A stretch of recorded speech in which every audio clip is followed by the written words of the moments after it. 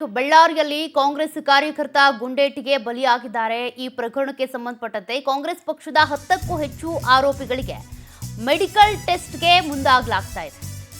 ಬಳ್ಳಾರಿಯ ಬಿಮ್ಸ್ ಆಸ್ಪತ್ರೆಯಲ್ಲಿ ವೈದ್ಯಕೀಯ ತಪಾಸಣೆ ಮಾಡಿಸ್ತಾ ಇರೋದು. ತದನಂತರದಲ್ಲಿ ಮೆಡಿಕಲ್ ಟೆಸ್ಟ್ ಮಾಡಿಸಿ ಜಡ್ಜ್ ನಿವಾಸಕ್ಕೆ ಹಾಜರುಪಡಿಸಲಿದ್ದಾರೆ ಪೊಲೀಸರು. ಸದ್ಯ 10 ಜನ ಆರೋಪಿಗಳನ್ನು ಈಗಾಗಲೇ ಪೊಲೀಸರು ಅರೆಸ್ಟ್ ಮಾಡಿದ್ದಾರೆ. ಸದ್ಯ ಅವರನ್ನ ಮೆಡಿಕಲ್ ಟೆಸ್ಟ್ಗೆ ಒಳಪಡಿಸಿ ತದನಂತರ ಅಲ್ಲಿಂದ ಜಡ್ಜ್ ಮುಂದೆ ಹಾಜರುಪಡಿಸಲಾಗುತ್ತೆ.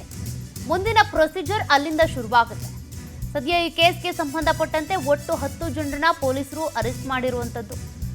ಮೆಡಿಕಲ್ ಟೆಸ್ಟ್ ಅನ್ನ ಮಾಡಿಸಿ ತದನಂತರದಲ್ಲಿ ಜಡ್ಜ್ ಬಳಿ ಕರ್ಕೊಂಡು ಹೋಗ್ತಾರೆ. ಬಳ್ಳಾರಿಯ ಬಿಮ್ಸ್ ಆಸ್ಪತ್ರೆಯಲ್ಲಿ ವೈದ್ಯಕೀಯ ತಪಾಸಣೆಯನ್ನ ಮಾಡಿಸಲಾಗ್ತಾ ಇದೆ. ಒಟ್ಟು 10 ಜನ ಆರೋಪಿಗಳನ್ನ ವೈದ್ಯಕೀಯ ಪರೀಕ್ಷೆಗೆ ಒಳಪಡಿಸಲಾಗುತ್ತೆ. ಅಂದರೆ ಅವರನ್ನ ಈಗ ಜಡ್ಜ್ ಮುಂದೆ ಹಾಜರುಪಡಿಸುವ ಮುನ್ನ ಅವರ BP, ಶುಗರ್ ಎಲ್ಲವೂ ಕೂಡ ನಾರ್ಮಲ್ ಆಗಿದೆಯಾ, ಹೇಗೆ ಏನು ಅದೆಲ್ಲವೂ ಕೂಡ ಕಂಡೀಷನ್ಸನ್ನು ತಿಳ್ಕೊಳ್ಳೋದಕ್ಕೆ. ಇದು ಎಲ್ಲ ಕೇಸ್ಗಳಲ್ಲೂ ಕೂಡ ಒಂದು ಮಾಮೂಲಿ ಪ್ರೊಸೀಜರ್.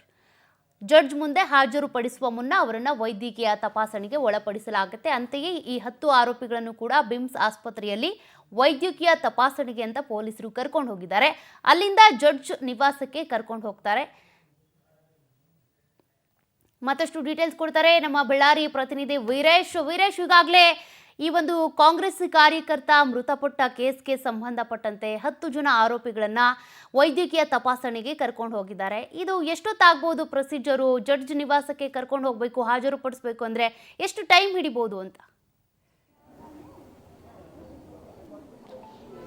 ಸೌಖ್ಯ, ಈ ಒಂದು ಗಣಿ ಜಿಲ್ಲೆ ಬಳ್ಳಾರಿಯಲ್ಲಿ ಈ 4 ದಿನಗಳ ಕಡೆ ನಡೆದಂತಹ ಬ್ಯಾನರ್ ಪಾಲಿಟಿಕ್ಸ್ಗೆ ಸಂಬಂಧಪಟ್ಟಂತೆ ಈಗಾಗಲೇ ಆರೋಪಿಗಳನ್ನು ವಶಕ್ಕೆ ಪಡೆಯುವಲ್ಲಿ ಬಳ್ಳಾರಿ ಪೊಲೀಸರು ಯಶಸ್ವಿಯಾಗಿದ್ದಾರೆ. ಈ ಕೃತ್ಯದಲ್ಲಿ ಪಾಲ್ಗೊಂಡಿರುವ ಅನುಮಾನ ವ್ಯಕ್ತವಾಗಿರತಕ್ಕಂತಹ ಸುಮಾರು 10ಕ್ಕೂ ಹೆಚ್ಚು ಈ ಒಂದು ಆರೋಪಿಗಳನ್ನು ವಶಕ್ಕೆ ಪಡೆದು ಬ್ರೂಸ್ಪೇಟೆ ಪೊಲೀಸ್ ಠಾಣೆಯಲ್ಲಿ ಈ ಒಂದು ಕೇಸ್ ದಾಖಲಿಸಿಕೊಂಡು ಅವರನ್ನು ಆರೋಗ್ಯ ತಪಾಸಣೆಗಾಗಿ ಬಳ್ಳಾರಿಯ ವಿಮ್ಸ್ ಆಸ್ಪತ್ರೆಗೆ ಕರೆದುಕೊಂಡು ಬಂದಿದ್ದಾರೆ.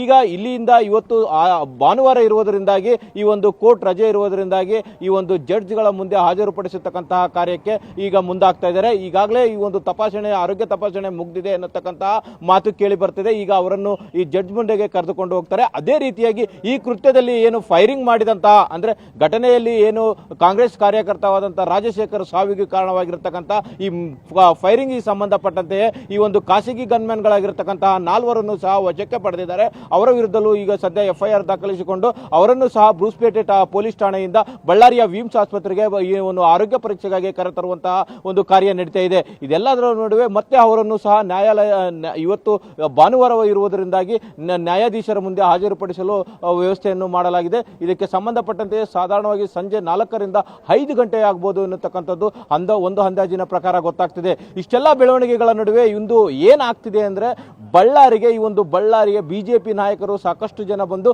ನೇರವಾಗಿ ಈ ಕೃತ್ಯಕ್ಕೆ ಮತ್ತು ಪರೋಕ್ಷವಾಗಿ ಈ ಕೃತ್ಯದಲ್ಲಿ ಪಾಲ್ಗೊಂಡು ಇದಕ್ಕೆ ಪುಷ್ಟಿ ನೀಡಿದಂತಹ ಪ್ರತಿಯೊಬ್ಬ ಆರೋಪಿಯನ್ನು ಬಂಧಿಸುವಂತಹ ಒಂದು ಕಾರ್ಯವಾಗಬೇಕು. ಅದೇ ರೀತಿಯಾಗಿ ನಿಷ್ಪಕ್ಷಪಾತವಾಗಿ ಒಂದು ತನಿಖೆ ಆಗುವುದರ ಮೂಲಕ ಈ ಒಂದು ಸಿದ್ದರಾಮಯ್ಯ ಅವರು ಈ ಒಂದು ತಮ್ಮ ರಾಜಕೀಯ ನೈತಿಕತೆಯ ಒಂದು ಪಾಠವನ್ನು ಬೋಧಿಸುವಂತವರು ಇಲ್ಲಿ ಅವರ ತಮ್ಮ ನೈತಿಕತೆಯನ್ನು ಪ್ರಶ್ನೆ ಆಗ್ತದೆ. ಈ ಕೇಸನ್ನು ಹಳ್ಳ ಹಿಡಿಸುವ ದಾರಿ ತಪ್ಪಿಸುವಂತಹ ಕಾರ್ಯ ಯಾರೊಬ್ಬರು ಸಹ ಮಾಡಬಾರದು ಎನ್ನತಕ್ಕಂಥ ಮಾತನ್ನು ಹೇಳ್ತಾ ಇದ್ದಾರೆ. ಆದ್ರೆ ಈಗೇನು 10ಕ್ಕೂ ಹೆಚ್ಚು ಆರೋಪಿಗಳು ಸಿಕ್ಕಿದ್ದಾರೆ. ಆದ್ರೆ ಇವರೇ ಕೊನೆ ಅಥವಾ ಇವರೇ ಮಾಡಿದ್ದಾರೆ ಅನ್ನತಕ್ಕಂಥ ಯಾವುದೇ ರೀತಿಯಾದಂತಹ ಇನ್ನು ಸಾಕ್ಷ್ಯಾಧಾರಗಳನ್ನು ಪರಿಶೀಲಿಸುವಂತಹ ಕಾರ್ಯ ಆಗಬೇಕಾಗಿದೆ. ಅದರ ಜೊತೆಗೆ ಈ ಒಂದು ಕೃತ್ಯದಲ್ಲಿ ಪಾಲ್ಗೊಂಡ ಇತರೆ ಬೇರೆ ಸಾಕಷ್ಟು ಆರೋಪಿಗಳನ್ನು ಇನ್ನು ಮುಂದಿನ ಸಮಯದಲ್ಲಿ ಬಂಧಿಸುವಂತಹ ಎಲ್ಲಾ ಲಕ್ಷಣಗಳು ಸಹ ಕೇಳಿ ಬರ್ತಾ ಇದೆ. ಓಕೆ, ಥ್ಯಾಂಕ್ ಯು ವೀರೇಶ್ ಮಾಹಿತಿಗೆ.